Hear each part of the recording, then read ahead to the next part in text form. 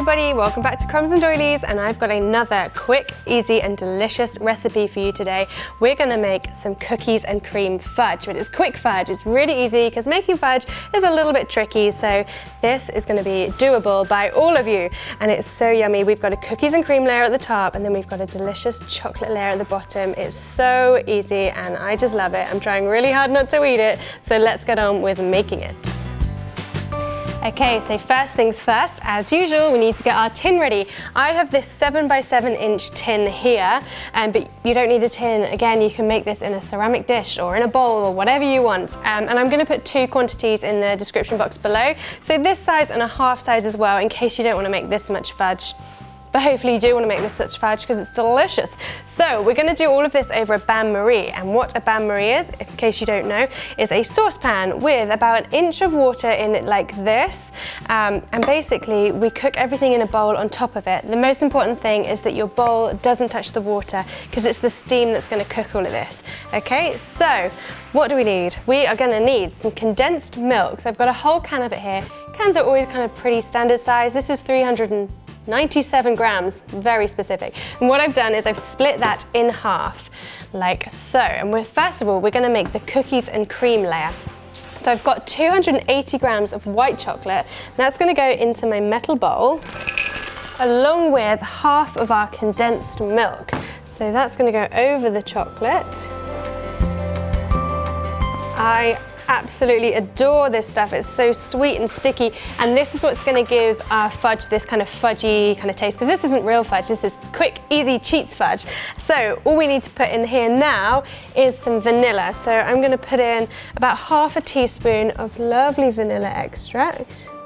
Now, before we start heating anything, we're just gonna get our cookies ready, because this is cookies and cream fudge. So I've got Oreo biscuits here, but I mean, any biscuit will do for this. And I'm just gonna break them up into little pieces so that it's all ready to go when our fudge is ready for it. All right, so lots of little pieces of cookies ready to go. So now we need to get our saucepan on to a nice high heat, and we're gonna boil the water first, and then once it's boiling, we're gonna drop it down to a simmer, and then we can get the bowl on top.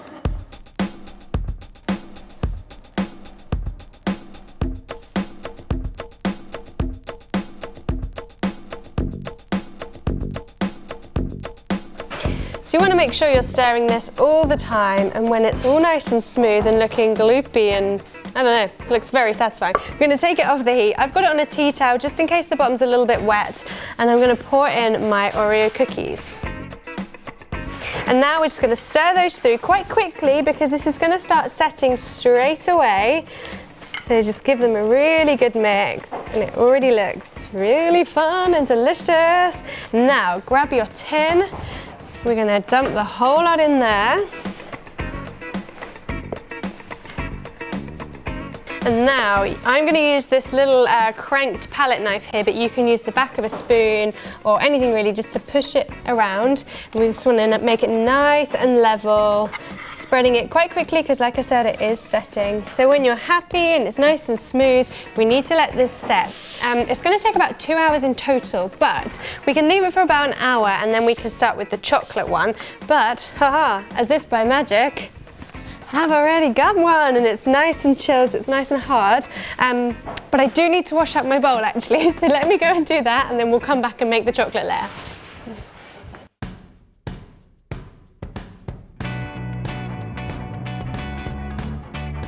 Okay, we're all clean and we can get on with our second layer, which is the chocolate layer. We're going to start with 280 grams, so same amount of chocolate, but this time I've got dark chocolate. My preferred chocolate is around 50%, but if you like it really dark, you can go with 70 or even with milk.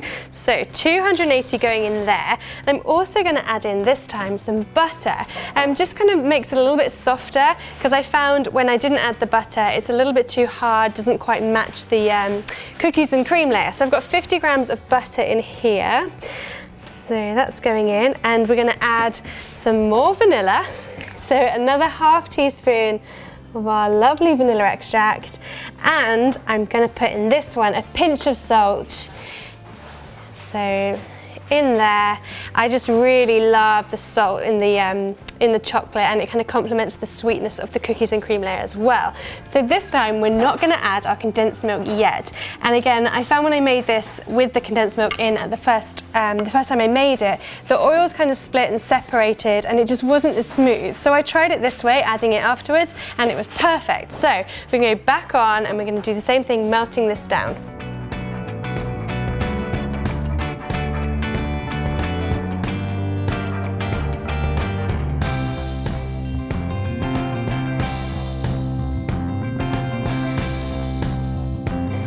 So once that's all nice and smooth, we can take it off the heat. Again, putting it on my tea towel just to make sure we don't get any water inside the bowl.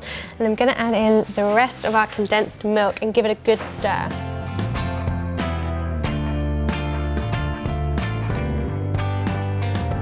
So as soon as you start stirring in that condensed milk, it starts to thicken, it's really silky, it looks amazing. So now we're going to pour it on top of our cookies and cream layer.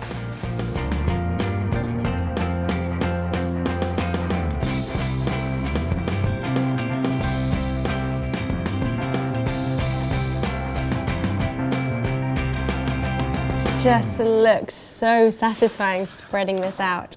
And once it's all there, we just again need to let this set. So I'm going to put it in the fridge, and because my bottom layer's already been in for quite a while, this will probably take about an hour. So we're just going to have to wait an hour until we can eat it. So I'll see you back soon.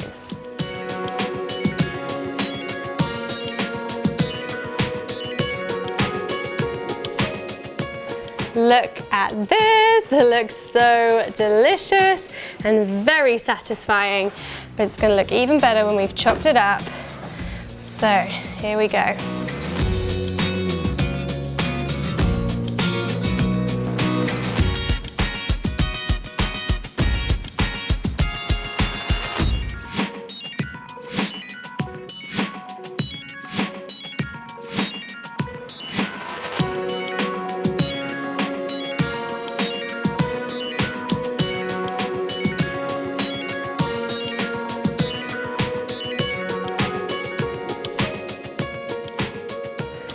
How good it is.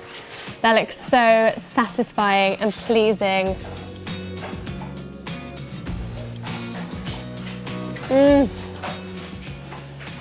It's so soft and creamy. And the two complement each other so well because you've got the nice sweet kind of vanilla-y creaminess of the bottom one, and then the slightly salty chocolate flavor on top. That is amazing, guys. And it's going to make a perfect gift as well. You can package it up or put it in little bags or something, give it to your friends and neighbors, or just eat it yourself. I mean, I think I'm probably just going to take the rest of the day off and just eat fudge. It's that good. So please make this. Let me know how you get on. If you haven't got Oreos, try it with different biscuits. Just come up with some fun stuff. Let me know how you do on Instagram. Tag me at @SallyDells and at CupcakeJemma, and of course, #CupcakeJemma, so we can all see and share your creations. We'll be back soon with another recipe. In the meantime, I'm just gonna be here eating fudge.